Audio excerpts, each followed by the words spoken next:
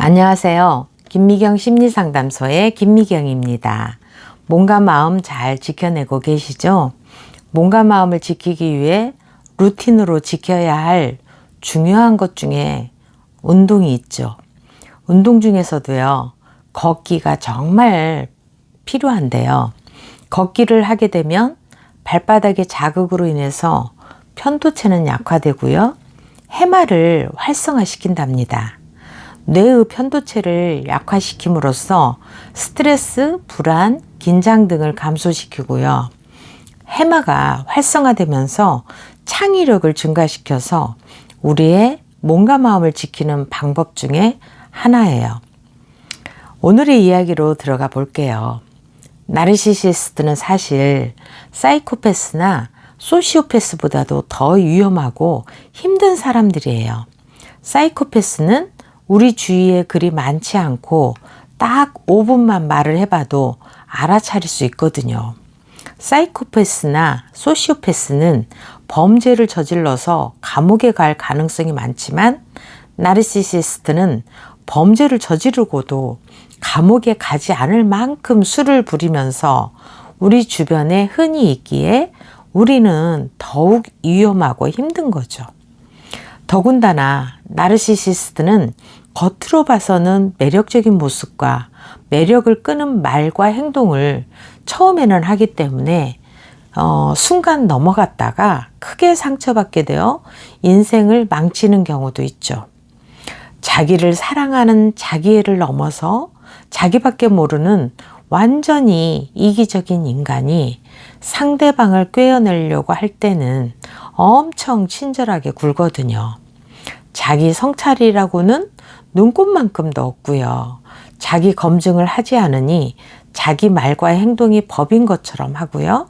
자기의 말이 무조건 정답인 것처럼 말한다면 그 사람은 거의 나르시시스트에 가까워요.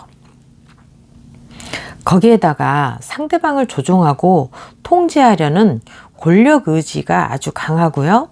상대방을 어떻게든 내 손아귀에서 통제해가지고 자기 마음대로 해야 직성이 풀리는, 그렇지 않으면 상대방을 바로 공격하고 비난하는 인간인 거죠.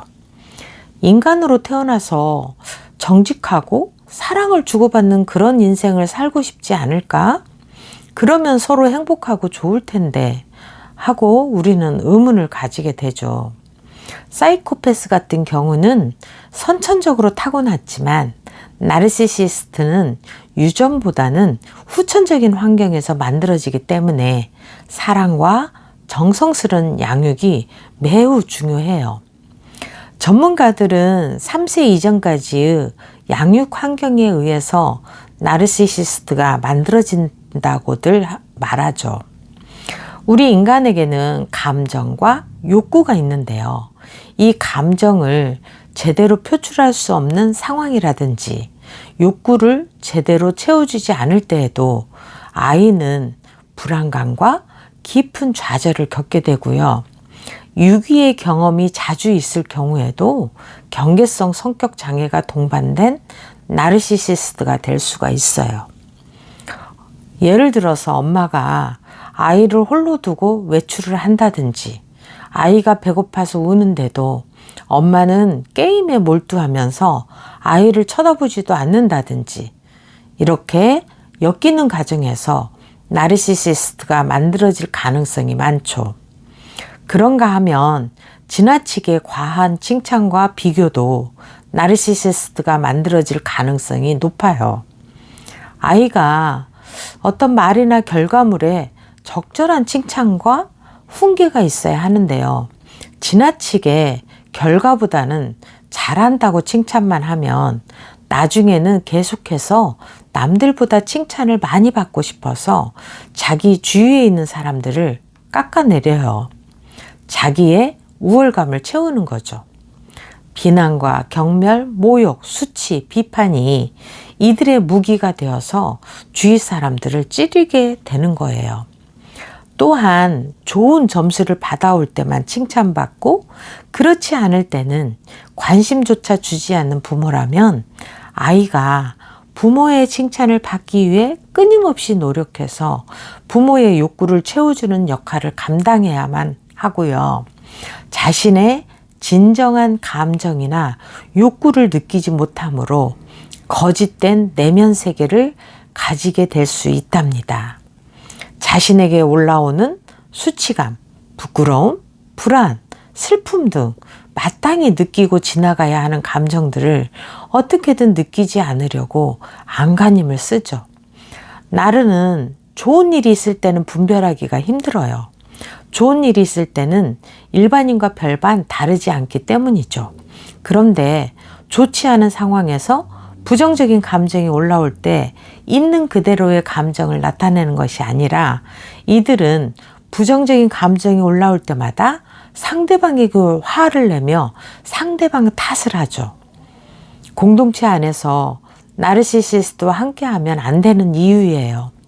공동체 안에서 결과물이 잘 나오게 되면 일반 사람들은 함께 모두 열심히 해줘서 좋은 결과가 나왔다고 하지만 나르시시스트는 허접한 인간들만 내 옆에 있었지만 내가 잘해서 잘 된 거야 라고 자신의 능력만을 내세우죠. 나르는 모든 것을 승자와 패자만 있다고 생각하는 이분법적 사고 때문에 자신보다 잘하는 사람을 극도로 싫어해요. 그들을 어떻게든 끌어내리기 위해서 어떤 계략을 꾸미기도 하죠. 이들에게 시기와 질투를 빼어놓을 수가 없어요. 아마 상대방의 약점과 허점을 어떻게든 노출시키려 들 것이며 상대방이 자신감을 갖지 못하도록 계속적으로 비난할 거예요. 상대방이 잘 나가는 것을 무척이나 싫어하며 상대방이 잘못돼야 쾌감을 느낀답니다. 심지어 나르시시스트 부모인 경우 자녀가 잘 나가고 있다면 분명히 그 자녀를 험담하고 절대 칭찬하는 게 아니라 비난할 거예요. 나르 자신의 부정적인 감정을 절제하지 못해서 나오는 결과예요. 제게 나르시시스트 때문에 무기력으로 상담받으러 오는 대부분의 내담자분들이 1년 이상 나르시시스트의 비난이나 수모를 견디다 못해서 무기력증에 빠진 분들이 찾아오시거든요. 나르시시스트에 대해서 잘 모르고 있다가 자신의 우울이나 무기력증으로 상담받으러 왔다가 주위에 나르시시스트가 있어서 그 원인이 나르시시스트의 비난이나 비판, 모욕, 수치 이런 것들로 인해서 나르시시스트를 깨닫게 되면서 펑펑 우는 경우도 있어요. 나르시시스트는 자기 조절 능력이 없기 때문에요. 끊임없이 다른 사람들을 이용하고 착취하여서 자기의 내면을 채우기 때문에 우리는 마음의 전신갑주를 입어야 해요. 그럼 나르시시스트와의 전쟁에서 입어야 할 전신갑주는 무엇인지 알아볼까요? 첫 번째로 나르시시스트가 변할 거라는 기대를 버리세요. 나르가 변해서 그동안 잘못한 것을 용서를 빈다든지 그런 일은 일어나지 않으니까요. 완전히 그런 기대를 안 하셔야 해요. 정신과 의사 선생님들도 심리 상담사들도 포기하는 사람들이랍니다. 두 번째 전신갑주는요. 자신의 감정을 나르에게 보이지 마세요. 나르는 상대의 감정을 먹고 살고요. 상대의 감정을 이용해 먹어요. 상대가 고통스럽다고 화를 내거나 슬퍼서 울게 될 때 나르시시스트는 얼마나 힘들고 고통스러우면 저럴까라고 상대방의 힘듦을 공감하는 것이 아니라 조커처럼 쾌감을 느끼고 즐거워하는 특이한 존재라는 것을 잊으면 안 돼요.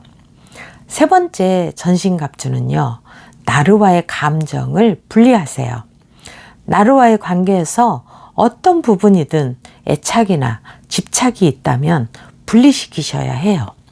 그래야 나르시시스트가 언제든 잡아당기는 조종술에 왔다 갔다 하는 일을 멈출 수 있거든요. 네 번째 전신갑주는요.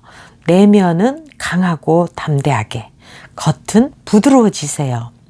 이미 나르시시스트와의 감정 분리가 될 수만 있다면 충분히 가능할 수 있어요. 나르시시스트로 인해서 감정에 소용돌이치는 일은 없어질 테니까요. 화를 내지도 슬퍼하지도 좌절하지도 않는 당신의 모습에서 나르는 포기하는 쪽을 선택할 거예요. 다섯 번째 전신갑주는요. 친절해지세요.